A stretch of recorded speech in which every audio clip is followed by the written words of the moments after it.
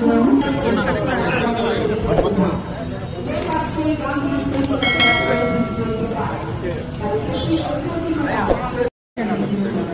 గౌరవ ఎమ్మెల్యే గారు రామోహన్ గారికి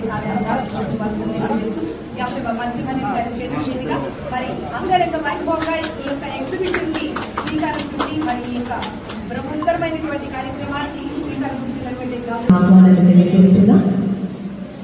లేపాక్షి గాంధీ శిల్ప బజార్ 2021 హస్త కళాకారులు చేయుత వృత్తులు ఎవరైతే చేస్తున్నారో వారందరికీ కూడా జీవన విధానం ఎంత కూడా కలుగుతారు.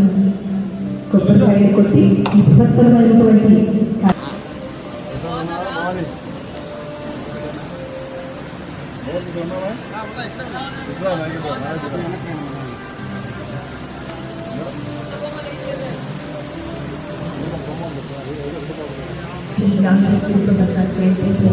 ఎగ్జిబిషన్ అంతర్గతమైన అందుబాటులో ఉండడం జరుగుతుంది. జమ్మూ కాశ్మీర్ నుంచి వచ్చేసినటువంటి దీని యొక్క representatives. Okay, thank you madam.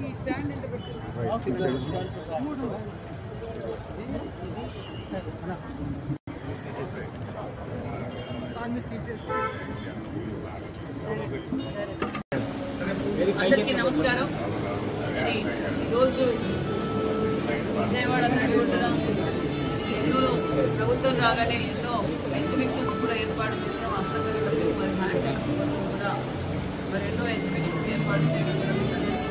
మరి ఈరోజు ఏపీ హస్తకళ అభివృద్ధి కార్పొరేషన్ ఆధ్వర్యంలో మరి లేపాక్షి ఎంపీ విశ్వ గారు మరి అదేవిధంగా హస్తకళల చైర్మన్ మరి హరిప్రసాద్ గారు ఆధ్వర్యంలో ఈరోజు ఇక్కడ హస్తకళలు ఈ రోజు నుంచి 10 రోజులు ఏర్పాటు చేశాం.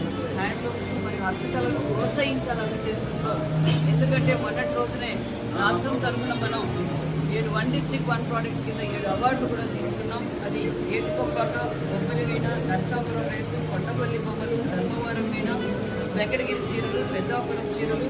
ఇదే విధంగా మనం ఈ ప్రభుత్వం రాగానే ఒక హ్యాండ్లూమ్స్ మీద హస్తకళల మీద ప్రోత్సహించిన ప్రభుత్వం మరి ప్రభుత్వం అని ఇదే విధంగా మరి హస్తకళలు రోజు నిజంగానే మరి ఆంధ్రప్రదేశ్ ప్రజలందరికీ తెలియజేశారు. మీరు కూడా మీ వంతు హస్తకళలో మరి వాళ్లకు మరి అదేవిధంగా హ్యాండ్లూమ్స్ కూడా